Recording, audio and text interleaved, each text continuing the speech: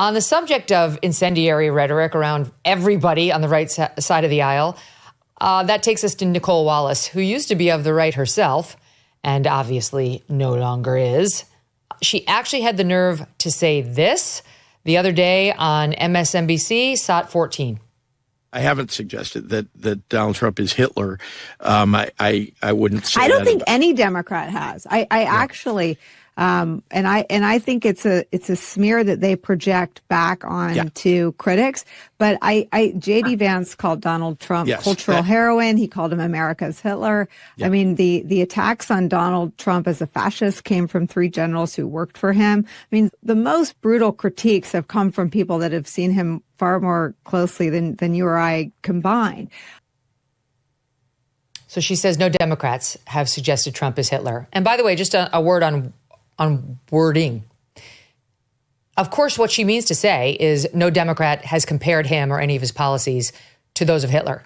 Because no one in their right mind would say Donald Trump is Hitler. That's impossible. You cannot have one man become another unless, there's some like Hindu believers who might say you can. But the vast majority of people in this world understand that there is no reincarnation of Hitler into a new man. The whole criticism has been you compare him regularly to literally one of, if not the worst person to ever walk the face of the earth, which is unjustified and unnecessarily incendiary. And that they have done repeatedly, ad nauseum, ad infinitum. Here is just a small, short example of Democrats doing exactly what she said they didn't do. Donald Trump said, why aren't my generals like those of Hitler's? Like Hitler. I remember as a young student, trying to figure out how did people get basically drawn in by Hitler? How did that happen? You saw the rally in Ohio the other night. Trump is there ranting and raving for more than an hour, and you have these rows of young men with their arms raised. Well, Hitler was duly elected. That's right. Donald Trump's got this big rally going at Madison Square Garden. There's a direct parallel to a big rally that happened in the mid-1930s at Madison Square Garden. Trump actually reenacting the Madison Square Garden rally in 1939. They were seeing in Germany. So I don't think we can ignore it.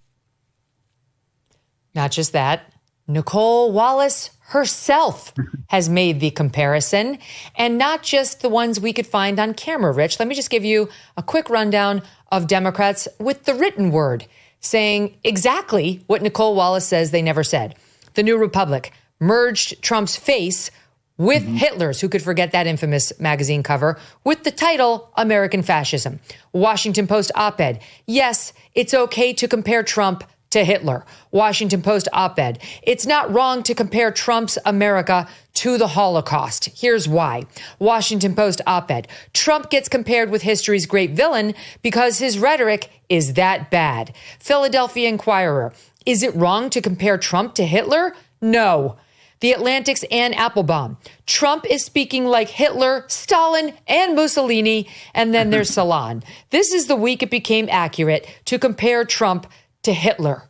So is Nicolle Wallace in the stages of early dementia, or is she just lying?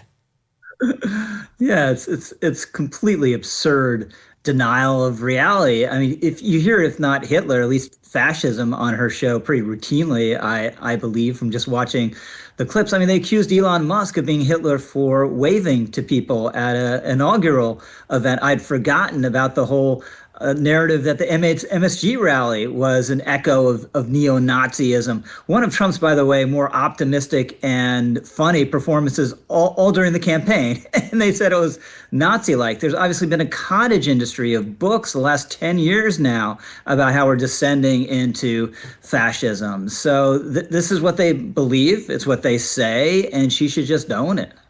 But this is the game they play. They fire up the rhetoric in the nastiest, most incendiary, you could argue, insightful, that's CITE, ways, and then disavow all responsibility for what they've done to their electorate. They cause the electorate, you saw it in that Illinois poll, to think all Republicans are Nazis and that political violence may be a viable answer to the newfound Nazism, and then totally disavow any responsibility for what they've done.